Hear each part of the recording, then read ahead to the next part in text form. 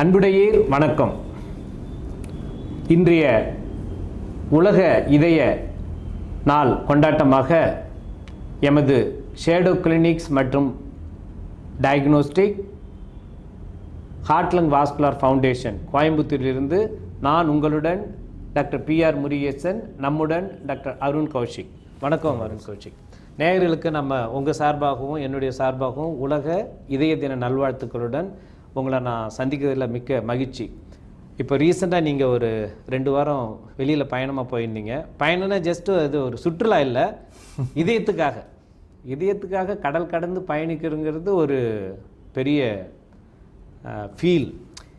எதுக்கெல்லாம் போவோம். நம்ம ஆக்சுவலாக போனால் ஒரு ஃபேமிலி ட்ரிப்பாக போவோம், அது கூட ஒரு கான்ஃபரன்ஸ் அட்டன் பண்ணுவோம், கொஞ்சம் அங்கங்கே ஒரு பிக்னிக் ஸ்பாட்லாம் பார்த்துட்டு வருவோம். அதுதான் ஜென்ரலாக நம்மளாட்ட பிஸியாக இருக்கிற ஒரு டாக்டர் ப்ரொஃபஷனுக்கு முடியும். ஆனால் இதுக்காக இந்த டயத்துலேயும் நீங்கள் வந்து ஒரு 2 வீக்ஸ் ஸ்பெண்ட் பண்ணி ஒரு வேர்ல்டு ஸ்டாண்டர்டைஸ்டு ஒரு கேர் கொடுக்குற இடத்துல போயிட்டு ஒரு ஏரியாவில் நீங்கள் ஒரு எக்ஸ்ட்ரா ட்ரைனிங் எடுத்துகிட்டு வர்றது வந்து ரொம்ப நல்ல விஷயம். அதை பற்றி தான் நம்ம பேச போகிறோம். இப்போது எல்லாருக்கும் வந்து இந்த இதய நாளில் வந்து என்னென்ன சொல்லணும் அப்படிங்கிறதெல்லாம் நிறைய இடத்துல குளோபலாக சொல்லிக்கிட்டு இருப்பாங்க. நோய் எப்படி தடுக்கணும், நோய் வந்த பிறகு எப்படி அதை நம்ம ஃபேஸ் பண்ணணும், எப்படி ட்ரீட்மெண்ட் எடுக்கணும், எப்படி ஃபாலோ பண்ணணும், அதெல்லாம் இருக்குது. இப்போ எல்லாருக்குமே ஹார்ட் நோயின்னா ஒரு வகையில் சிரமமாக நினைக்கிறது வந்து இது ஒரு ஆப்ரேஷன் லெவலுக்கு போயிடுமோ, ஹார்ட் ஆப்ரேஷன் பண்ண வேண்டியது ஆகிடுமோ அப்படின்னு. அதில் ஜென்ரலாக பார்த்தோன்னா ஓப்பன் ஹார்ட் ஆப்ரேஷன் அப்படிங்கிற ஒரு வார்த்தையை சொல்லும் போது எல்லாருக்குமே அது ஒரு ஷாக்கிங்கான ஒரு இது ஆகிடும். நோயே வரக்கூடாதுன்னு வேண்டது ஒரு பக்கம் இருந்தாலும் வந்த நோய்க்கு கரெக்டான டயத்தில் கரெக்டான இடத்துல கரெக்டான டெஸ்ட்டை பண்ணி அதுக்கான வைத்தியத்தை எடுத்து நாள்பட இதயத்தை பக்குவமாக வச்சுருக்கிறதுங்கிறது ஒரு மிகப்பெரிய வரப்பிரசாதம். அது ஒரு சில பேருக்கு கிடைச்சுமே தவற விட்டுருவாங்க, ஒரு சில பேர் அதை பற்றி ரீச் பண்ணுறதுக்கு முடியாமல் கூட ஆகிடும். இப்போ நான் உங்கள்கிட்ட என்ன கேட்க விரும்புகிறேன்னா, நேயர்களுக்கும் அந்த இது இருக்கும். இப்போ தொட்டு நிறையா இதய நோய்கள் பிரச்சனைகளுக்கு அறுவை சிகிச்சை தான் தீர்வுன்னு இருந்தது. நான் ஆரம்ப காலத்தில் படிக்கும் போதில் எம்பிபிஎஸ்ன்னு சொல்லலாம். ஒரு ASD atrial septal defect, VSD ventricular septal டிஃபெக்ட்னா 1980களெல்லாம் வந்து அதுக்கு ஆப்ரேஷன் தான் பண்ணணும். நெஞ்சை சென்ட்ரலில் ஓப்பன் பண்ணி அந்த ஸ்டெர்னல் போனை எடுத்துகிட்டு உள்ளே போய் இதயத்தை ஹார்ட் லங் மிஷினில் கனெக்ட் பண்ணி இதயத்தை நிறுத்தி அந்த ஏரியா எங்கே டிஃபெக்ட் இருக்கோ அதை பேட்ச் வச்சு க்ளோஸ் பண்ணணும். இதுதான் standard surgical closure of atrial septal defect, ventricular septal defect. இன்னொன்று இந்த பிடிஎன்னு சொல்லுவோம், பேட்டன் டக்டல் ஆர்டரியோசிஸ். இந்த 3 கண்டிஷனுமே பரவலாக நம்ம பார்க்குறது இஸ் எ கன்ஜினிட்டல், பிறவிலே இருக்க வேண்டிய இதய நோய் குறைபாடு. அது இப்போ கடந்த இந்த 30 ஆண்டுகளில் நிறைய மாற்றங்கள் வந்து இப்போ most of the defect either it's atrial septal defect, ventricular septal defect or PDA, patent ductal arteriosus, can be corrected with optimal outcome, less discomfort to any given person அப்படிங்கிற ஒரு ஸ்டாண்டர்ட் வந்துச்சு. இதை பற்றி உங்களோட வியூ சொல்லுங்கள். நீங்கள் இப்போ வந்து you are specialist in structural heart disease. even though you are a clinical cardiologist, preventive cardiologist, you have another area of interest of practice is structural heart disease. The AST, VST, PDA surgery இல்லாமல் பண்ணுறது இப்போ ரொம்ப familiar ஆகிடுச்சு. நானே as a surgeon I see cases I send to you for device closure. அதை பற்றி கொஞ்சம் சொல்லுங்கள். அந்த sir ASD, VSD, PDA structural heart டிசீஸில் அது ஒரு கேட்டகரி, அதாவது ஹார்ட்டில் ஓட்டைன்னு நம்ம மக்களுக்கு சொல்கிறது. அதில் வந்து நம்ம நீங்கள் சொன்னபடி முன்னாடி ஆப்ரேஷன் ஒன்று தான் தீர்வாக இருந்தது. இப்போ கடந்த ஒரு 15-20 வருஷமாகவே நம்ம அதை அசஸ் பண்ணி அதை டிவைஸ் க்ளோஷர்லேயே க்ளோஸ் பண்ணிடுறோம். அதாவது ஆப்ரேஷன் ஸ்கார் கிடையாது, ஆப்ரேஷன் கிடையாது. ஸோ என்ன அவுட்கம்ஸ் நம்ம சர்ஜரியில் கிடைக்குதோ சேம் அவுட்கம்ஸ் வந்து ஒரு மினிமல் காம்ப்ளிகேஷன் ரேட்டில் அது பண்ணிடுறோம். அது லாஸ்ட்டு 10-15 இயர்ஸாக பண்ணிடுறோம். அது ஒரு category AST, VSD, PTA. Second category valve சம்மந்தப்பட்டது. நம்ம அயோட்டிக் ஸ்டெனோசிஸ், அயோட்டிக் ரீகெஜிடேஷன், மைட்டல் ஸ்டெனோசிஸ், மைட்டல் ரீகெஜிடேஷன். இது அயோட்டிக் வேல் மற்றும் மைட்டல் வேல் சம்மந்தப்பட்ட விஷயம். அடுத்து ட்ரைகஸ்பிட் வேல். ஸோ இது 3த்துலேயுமே முன்னாடி வந்து அதே மாதிரி தான் 1-on-1 ஸ்டெனோசிஸ்க்கு பலூன் பண்ணிகிட்டு இருந்தோம், பிஎம்வி பலூன் மைட்ரல் வேல்லோபிளாஸ்டின்னு. இப்போ அதுவே வந்து வேல் ரீப்ளேஸ்மெண்ட்டே வந்து, அப்போ வேல் ரீப்ளேஸ்மெண்ட்னா சர்ஜரி மட்டும்தான் ஒரே தீர்வு. இப்போ வேல் ரீப்ளேஸ்மெண்ட்டுக்கு கூட நம்ம ஒரு ஆப்ரேஷன் இல்லாமல் பெர்குட்டேனியஸாக நம்மளே பண்ணிகிட்ருக்கோம். ஆல்ரெடி டெவார் ஆல்ரெடி பேசியிருக்கோம். இப்போ அடுத்தது மைட்ரல் வேல் ரீப்ளேஸ்மெண்ட்டும் த்ரூ நம்ம அயோட்டிக் வேல் பண்ணுற மாதிரி பண்ணுற ஒரு தருணம் வந்துருச்சு. அடுத்தது இப்போ ஒரு லெஃப்ட் ஏட்ரியம் ஒரு சேம்பர், அந்த சேம்பர்லேருந்து அப்பண்டேஜ்னு ஒரு சின்ன ஏரியாவிலேருந்து கிளாட் துளிக்கிறத வந்து நம்ம அப்பண்டேஜ் க்ளோஷர் டிவைஸ் அதை போட்டு அந்த இடத்துல இருந்து ரத்த கட்டிகள் துளிக்காமல் ஸ்ட்ரோக்கை தடுக்கிறதுக்கு அது ஒரு செக்டர். ஸோ இது ஸ்ட்ரக்சரல் ஹார்ட் டிசீஸில் அந்த ஓட்டை சம்மந்தப்பட்ட விஷயங்கள் நீங்கள் கேட்ட கேள்வியில் ஆரம்பித்து வால்வு சம்மந்தப்பட்டது ப்ளஸ் ஒரு சேம்பரில் ஒரு பகுதியில் வந்து அதை சீல் பண்ணுறது, இது மாதிரி நிறைய ஸ்ட்ரக்சரல் இன்டர்வென்ஷன்ஸ் டெவலப் ஆகிடுச்சிங்க சார். வெரி குட்டுங்க. ஸோ இப்போது எல்லாருக்குமே வந்து கார்டியாலஜிஸ்ட் இன்டர்வென்ஷன்னா கொரோனரி ஆர்ட் இன்டர்வென்ஷன் ரொம்ப பாப்புலராக தெரிஞ்சிருப்பாங்க. ஒரு ஆஞ்சியோபிளாஸ்டி பண்ணி ஸ்டென்ட் பொறுத்துறது, அதிலே காம்ப்ளெக்ஸாக அந்த ஓசிடி இதை யூஸ் பண்ணுறது, ரோட்டா அபிலேஷன் பண்ணி ஆர்பிட்டல் காம்ப்ளெக்ஸ் கொரோனரி ஆர்ட் நாமளே அதை டிஸ்கஸ் பண்ணியிருக்கோம் ஒரு செஷனில். அதை தவிர நீங்கள் இந்த டிவைஸ் க்ளோஷர், காயில் க்ளோஷர் இது மாதிரி இதெல்லாம் இந்த ஏரியாவுக்குலாம் யூஸ் பண்ணுறீங்க. எய்தர் பிறவிலேயே நிர்ணயிக்கப்பட்ட கோளாறாக இருந்தாலும் இல்லை நம்ம அக்வைடுன்னு சொல்கிற நடப்பு காலத்தில் ஏற்பட்ட அந்த ருமாட்டிக் வால்வார் ஹார்ட் டிசீஸில் வர்ற மைட்ரல் வால்வாக இருக்கட்டும், அயோட்டிக் வால்வாக இருக்கட்டும், ட்ரைகேஸ்பைட், இந்த வால்வனோட இன்டர்வென்ஷன்லாம் நீங்கள் பலூன் வச்சு பண்ணுறீங்க. ஈவன் ரீப்ளேஸே பண்ணுறீங்க. That is catheter based wall replacement, அது கெத்தீட்டர் தெரப்பின்னு நம்ம சொல்கிறது. இன்னொன்று இம்பார்ட்டண்ட்டாக சொன்னீங்க, சில பேருக்கு வந்து ஏஜ் அதிகமாகிடும், சடனாக ஸ்ட்ரோக் வந்துடும், கார்டியோ எம்பாலிக் ஸ்ட்ரோக். பார்த்தோம்னா அப்போ அந்த ஏட்ரியத்தினுடைய அப்பண்டேஜ் சொன்னீங்க இல்லையா, அதில் ஏதாவது கிளாட் இருந்தால் அந்த கிளாட் எம்பலைஸ் ஆகி அதனால் ஸ்ட்ரோக் வந்திருக்கும். சில பேருக்கு பெரிஃபரல் ஆர்ட்டிலாம் போய் பிளாக் ஆகி இல்லை காலுக்கையெல்லாம் கருகிறது மாரி கூட ஒரு கண்டிஷன் வந்துடும். இதெல்லாம் நம்ம ப்ரிடிக்ட் பண்ணி அந்த கார்டியோ எம்பாலிக்னு வந்துடுச்சுன்னா நீங்கள் அந்த அப்பண்டேஜ் எக்ஸ்க்ளூட் பண்ணிடுறீங்க, எக்ஸ்க்ளூஷன் டிவைஸ். அதுவும் வந்து ஸ்ட்ரக்சரில் பண்ணுறதா சொன்னீங்க. ஸோ இதெல்லாம் போக இப்போ நீங்கள் யூஎஸ் ட்ராவல் பண்ணிட்டு வந்தீங்க. அங்கே நம்மளுடைய ஸ்டாண்டர்ட், இப்போ நாம் இந்த கோயம்புத்தூர் சிட்டி வந்து one of the hub for medical இது, starting from all area of interest specialty, Coimbatore is well known in the map. So அப்படி இருக்கும்போது நம்ம ஸ்டாண்டர்ட் இப்போ இங்கே ப்ராக்டிஸ் பண்ணுறதுக்கு அவங்க இப்போ நீங்கள் போயிட்டு வந்த சென்டர் வந்து Cleveland, one of the world renowned centre for so many area of medical practice. Cleveland கிளினிக்கில் பண்ணுற அந்த ஸ்ட்ரக்சரல் இது என்ன, what way they are advanced over us or what we need to do it to expand our interventional practice? So first வந்து machine அந்த டிவைசஸை கண்டுபிடிக்கிற இடமே யூஎஸ் தான் சார். யூஎஸில் தான் வந்து அந்த கருவியை ஸ்டார்ட் ஆகுது. அதுக்கப்புறம் தான் நம்ம அதை அப்ரூவல் ஆகி நம்ம இந்தியாவில் ட்ரெயின் ஆகி இந்தியாவுக்கு அதை வரவழைச்சு நம்ம செய்கிறோம். ஸோ ஆரம்பமே யூஎஸில் இருந்து தான் இந்த மெடிக்கல் டிவைசஸோட இனோவேஷன் எல்லாமே யூஎஸில் தான் ஸ்டார்ட் ஆகுது. ப்ளஸ் அதே மாதிரி தான் டேவி அங்கே ஸ்டார்ட் ஆனிச்சு, நம்ம செஞ்சோம். இப்போ அடுத்த லெவல் ஆஃப் ஸ்ட்ரக்சரல் இன்டர்வென்ஷன் இப்போ அங்கே ரொம்ப காமனாக செய்கிறாங்க. நமக்கு அது வந்து ஏன் நம்மளால் காமனாக செய்ய முடியல அப்படின்னா காஸ்ட் ஒரு இஷ்யூ. இப்போ அங்கே இன்சூரன்ஸ் இருக்கிறதுனால அதுக்கு வந்து ஒரு காஸ்ட் அங்கே ஒரு இஷ்யூ இல்லை. இங்கே நமக்கு அது 20 lakhs 15 லேக்ஸில் வர்றப்ப வந்து எல்லாத்தாலையும் அஃபோர்டபுள் இருக்க முடியாதுங்க sir. Already existing therapies are much cheaper. இப்போ நியூ இனோவேஷன்ஸ் வந்து நமக்கு என்ன மெயின் லிமிட்டேஷனாக காஸ்ட்டு தான். செகண்ட் என்னென்னா நம்ம போய் இந்த மாதிரி நம்மளும் அப்டேட்டடாக போய் எக்ஸ்பர்டைஸ் ஆகி ட்ரெயின் ஆகிக்கணும். ஒன்ஸ் அது அப்புறம் அப்ரூவல் ஆகி இந்தியாவுக்கு வர்றப்ப ஒரு மேபி ஒரு 3-4 இயர்ஸில் காஸ்ட்டு குறையிறப்ப அது எல்லாத்துக்கும் ஈஸியாக கிடைக்கிற அளவுக்கு ரீச் ஆகிருங்க சார்.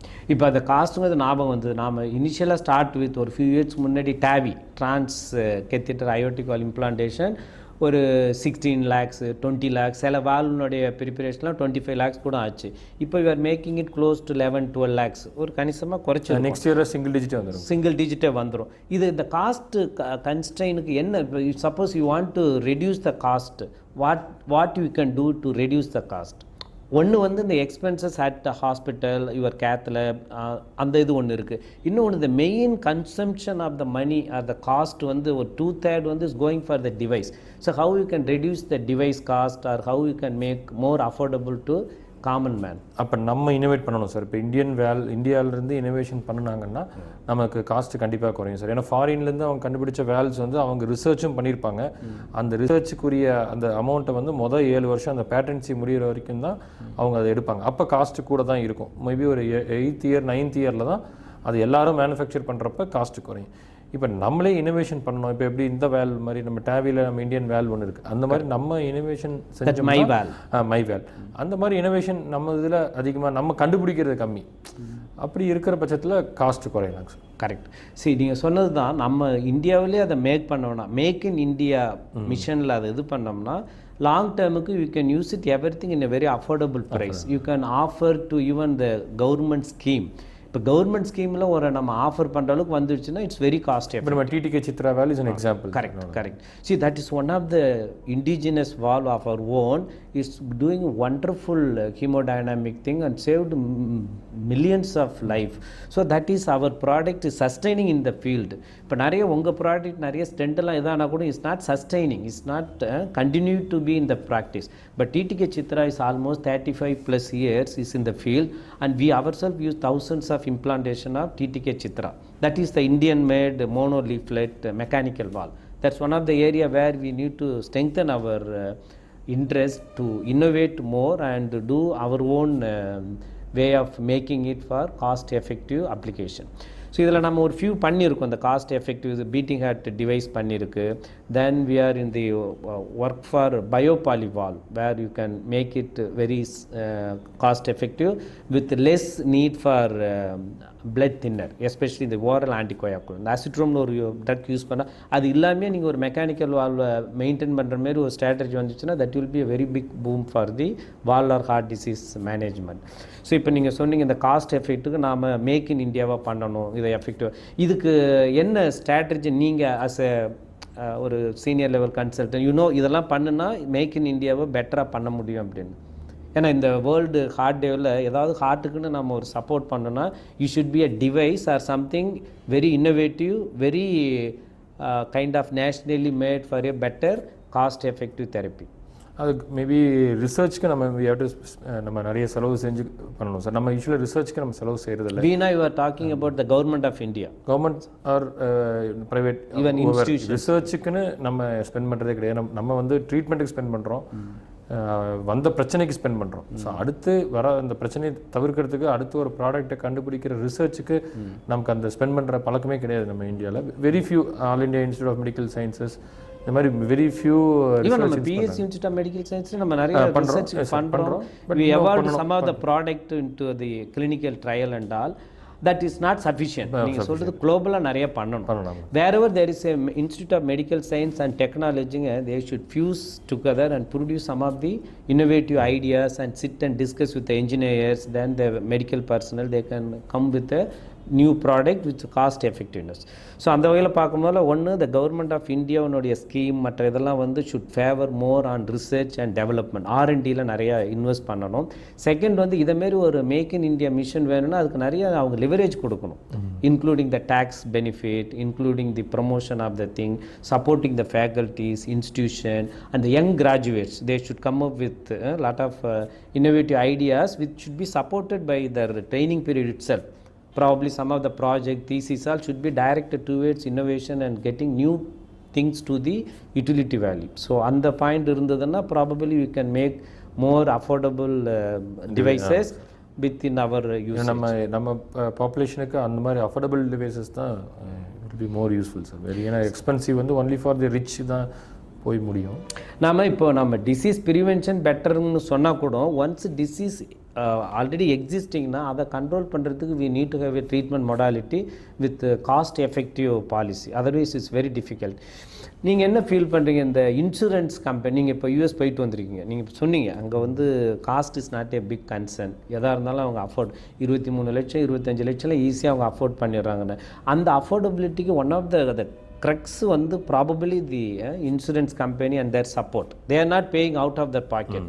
ஸோ அந்த இன்சூரன்ஸ் வந்து அங்கே எப்படி ஒர்க் அவுட் ஆகுது சார்? அங்கே இன்சூரன்ஸ் என்னென்னா அங்கே health system is very expensive. அந்தளவுக்கு நம்ம அதை ரோல் மாடல் எடுக்க வேண்டியது இல்லைங்க sir. But still insurance premium அங்கே அதிகம். Plus insurance penetration is close to 100%. இப்போ நம்ம ஊரில் இன்சூரன்ஸோட பெனட்ரேஷன் இஸ் ஆர்ட்லி இப்போ சிட்டிஸ் எடுத்துட்டிங்கன்னா ஒரு 40% இருக்கலாம், 50 இருக்கலாம். ரூரல் போனீங்கன்னா ரொம்ப கம்மியாக இருக்கலாம். ஸோ அந்த பெனட்ரேஷன் இப்போ வெஹிக்கிளுக்கு கம்பல்சரி போட்ட மாதிரி மேபி ஹெல்த்துக்கு கம்பல்சரியோ இல்லை வாலண்டரி அவேர்னஸில் இன்சூரன்ஸ் பெனட்ரேஷன் அதிகமாக இருந்துச்சுனாலும் நமக்கு பெனிஃபிட் தான்.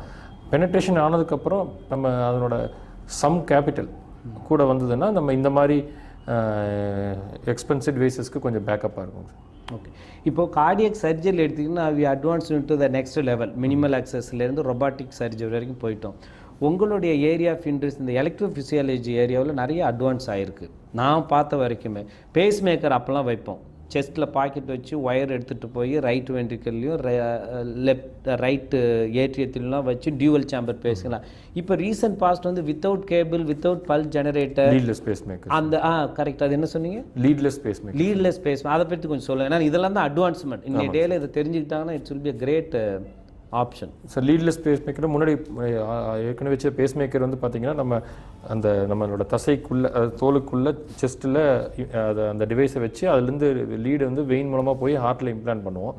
ஸோ இப்போ செஸ்ட் வால் இல்லை, ரொம்ப ஏஜ்டாக இருக்காங்க, ஃப்ரெஜைலாக இருக்காங்க, உடம்பு இன்ஃபெக்ஷன் ரேட் கூடுதலாக இருக்குது, இந்த மாதிரி ஒரு ப்ளஸ் ஏஜ் ஒரு 65-70 வயசுக்கு மேலே இருக்கிறவங்க இந்த மாதிரி இருந்ததுன்னா இப்போ நம்ம லேட்டஸ்ட் வந்து லீட்லெஸ் பேஸ் மேக்கர். ஸோ லீடே இல்லாமல் ஜஸ்ட் வெயின் வழியாக போய் நேராக ரைட் வென்ட்ரிக்கல்லையும் ரைட் ஏட்ரியத்துலையும் அதை பிளேஸ் பண்ணிட்டோம்னா போதுங்க சார். ஸோ அப்போ செஸ்ட் வால் இன்ஃபெக்ஷன் கிடையாது, அவங்க செஸ்ட் வால் இப்படி மூவ் பண்ணக்கூடாது, அந்த இது கிடையாது.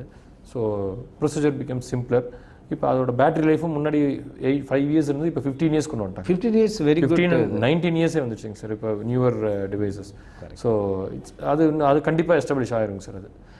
ஸோ இப்போ இது வந்து லீடே இருக்காது, நேராக உள்ள கொண்டே அந்த இதில் ரைட் வென்ட்ரிக்கல்லையே ரைட் ஏட்ரியத்தில் ஃப்ளோட் பண்ணி முன்னாடி சிங்கிள் சேம்பர் இருந்து இப்போ டுவல் சேம்பர் ஆகிடுச்சு sir. Dual chamber more beneficial. So இது ஒரு பார்ட்டு. ஸோ இப்போ நம்ம வந்து இந்த ஸ்ட்ரக்சரல் ஹார்ட் டிசீஸ் இன்டர்வென்ஷன், அந்த கன்ஜெனிட்டல்